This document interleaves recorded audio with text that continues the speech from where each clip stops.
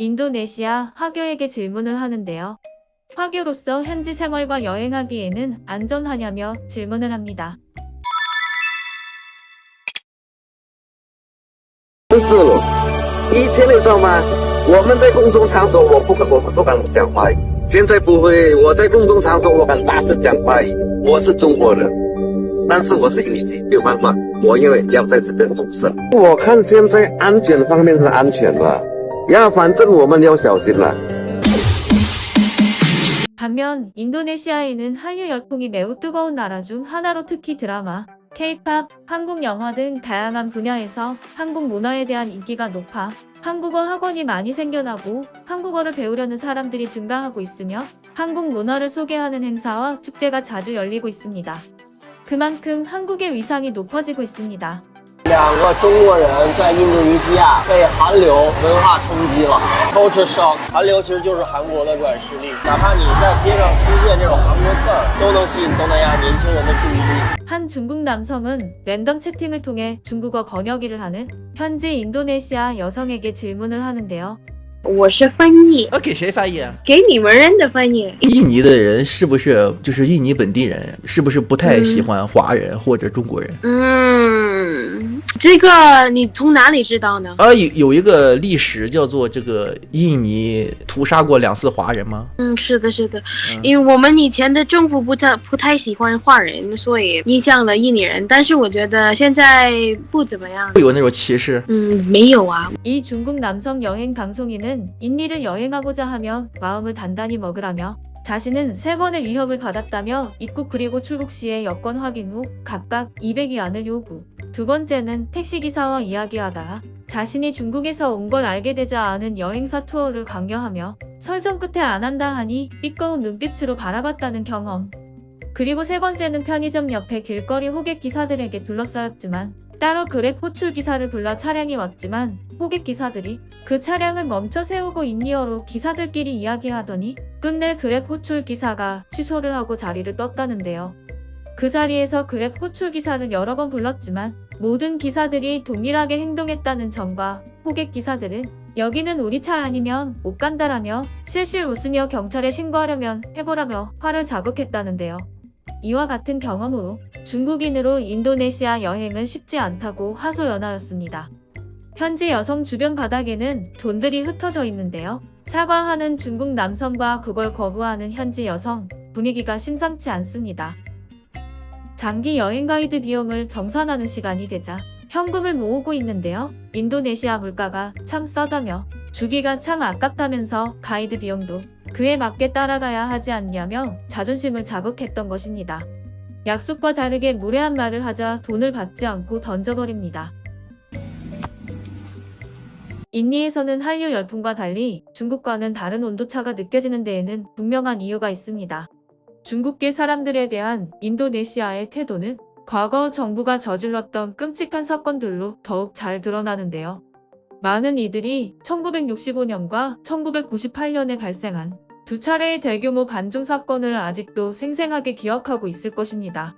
그 시절 무고한 중국계 사람들은 어마어마한 희생양이 되었습니다. 특히 1965년 사건은 인도네시아 현대사에서 가장 참혹한 사건 중 하나로 손꼽히며 중국계 사람들에게는 결코 지워지지 않을 아픔으로 남아있습니다. 당시 인도네시아 군부는 수하르토를 중심으로 대통령이었던 수카르노를 몰아내고자 했는데요. 이를 위해 공산당을 제거하려 했으며 중국이 인도네시아 공산당과 연루되었다는 주장을 내세워 전국적으로 반중 감정을 부추겼습니다. 이 과정에서 수많은 중국계 사람들이 박해를 당했으며 약 30만 명의 중국계 주민이 그 해에만 피해를 입었습니다. 인간으로서 상상하기 어려운 일들이 일어났습니다. 단순한 정치적 이유로 인해 수많은 사람들이 삶을 잃고 그들의 가족과 공동체는 영원히 파괴되었습니다. 그러나 수하르토 정권의 폭정은 여기서 끝나지 않았습니다.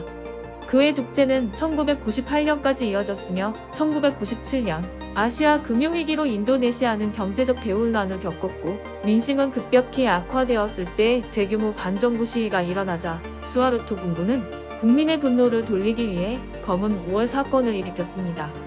단 이틀 만에 수천 명의 중국계 사람들이 무차별적으로 학살당했고 수백 명의 여성들은 성폭행을 당했습니다. 이 사건은 전 세계를 경악하게 만들었고 국제사회는 인도네시아 정부의 만행을 비난했지만 아무런 구체적인 조치는 취해지지 않았습니다. 인도네시아 군부의 이러한 행위는 단순히 일시적인 사건이 아니었습니다. 그들은 오래전부터 중국을 적대시하는 성향을 가지고 있었으며 중국계 인도네시아인들을 경제적, 정치적 위협으로 간주했습니다. 이러한 이유로 중국계 사람들은 오랜 기간 동안 인도네시아에서 불안한 삶을 살아왔고 여전히 많은 중국계 가족들은 그 시절의 상처를 안고 있습니다. 그렇다면 왜 인도네시아는 이렇게 중국계 사람들을 적대시했을까요? 이는 역사적, 지리적 배경에서 비롯된 문제인데요. 중국과 인도네시아는 남중국해를 사이에 두고 매우 가까운 이웃이고 양국은 고대부터 교류를 해왔으며 많은 중국인들이 인도네시아로 이주해 상업과 무역을 통해 번성했습니다. 특히 명나라 말기와 청나라 시기에 많은 중국인들이 남양으로 이주했으며 이들 중 일부는 인도네시아에서 왕국을 세우고 강력한 경제적, 사회적 지위를 누리게 되었습니다. 그러나 이런 경제적 성공은 현지인들의 질투와 불만을 자아냈습니다. 중국계 이민자들은 높은 교육 수준과 상업적 감각으로 막대한 부를 축적했으며 현지인들은 그들이 본래 자신들의 것이어야 할 부를 빼앗았다고 여겼습니다. 또한 중국계와 현지인들의 종교적 차이로 인해 갈등은 더욱 심화되었고 사회적 긴장이 발생할 때마다 지배자들은 이러한 갈등을 이용해 이식을 진정시키려 했습니다. 현지인들이 중국계 사람들의 재산을 약탈하게 놔두는 방식으로 사회적 불만을 잠재우는 일은 드문 일이 아니었습니다. 20세기 인도네시아 정부는 더 나아가 공공연히 중국계를 차별하는 정책을 펼쳤습니다. 중국계 사람들에게 현지식 이름으로 개명하도록 강요했고 중국어 교육을 금지했습니다. 이는 단순한 차별을 넘어 중국계 사람들의 정체성을 말살하려는 의도로 보였습니다. 이런 억압적인 정책은 중국계 인도네시아인들이 정치적, 사회적으로 극히 열악한 위치에 머물게 만들었습니다. 오늘날에는 특히 젊은 세대는 직접적인 피해를 경험하지 않았지만 여전히 사회적 거리감을 느끼고 있는데요. 많은 중국계 사람들은 과거의 억압을 기억하며 중국과의 관계에서 냉담한 태도를 유지하고 있습니다.